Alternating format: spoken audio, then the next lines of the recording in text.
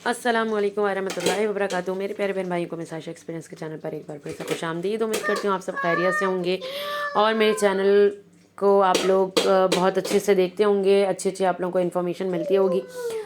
Videos अच्छी लगती हों तो प्लीज़ लाजमी शेयर करके सब्सक्राइब किया करें और बेल आइकन प्रेस करना ना भूला करें।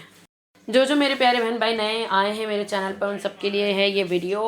और जैसा आप लोगों को पता है कि मैं अपना एक्सपीरियंस शेयर करती हूँ, तो ये पूरी वीडियो मेरे एक्सपीरियंस के मुताबिक है, तो आप लोगों ने एंड तक पूरी देखनी है, इसके बिल्कुल भी नहीं करना है। आज का टॉपिक बहुत ज़्यादा अहम है। हमल के जो आखिरी 3 माह होते हैं, वो हमला जो प्यारी ख़वातीन हैं उनके लिए हैं कि बहुत ज़्यादा इंपॉर्टेंट होता है। मैं अपना पूरा पर्सनल एक्सपीरियंस इसमें शेयर करने वाली हूँ।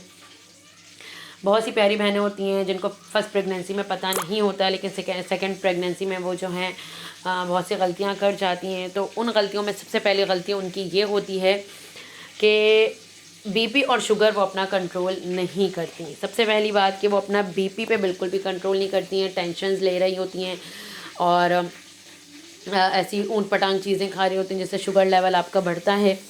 तो उन बहनों के लिए ये वीडियो जिनकी प्रीवियस प्रेगनेंसी जो है वो कंट्रोल में अगर नहीं थी, उनकी प्रीवियस प्रेगनेंसी में अगर बीपी का कोई भी सिम्टम आया था कि आपके बीपी शूट कर रहा है, या शुगर का सिम्टम आया था कि आपके शुगर ज़्यादा हो रही है, तो जब उनकी नेक्स्ट प्रेगनेंसी है तो प्लीज़ उस पर एहतियात करें, क्योंकि अगर जिनकी प्रीवियस प्रेगनेंसी इस तरह जाती है तो नेक्स्ट प्रेगनेंसी में भी ये चांसेस होते हैं होने के।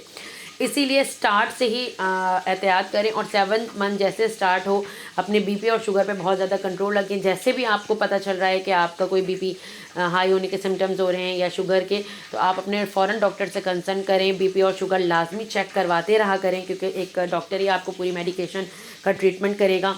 जैसा कि मैं अपना पर्सनल एक्सपीरियंस बताऊँ तो मेरी जैसे शुगर मैंने आप लोगों को बताई हुई, पर प्रीवियस वीडियो में मेरी कंट्रोल में नहीं थी और एंड तक जो है मुझे डॉक्टर्स ने बेड रेस्ट कहा था, क्योंकि मेरे कॉम्प्लिकेशंस थी। जिनको डॉक्टर्स अगर बेड रेस्ट नहीं कहती हैं तो वो बिल्कुल 9th मंथ में जैसे कहते हैं कि रेस्ट ना करें, वॉक करें।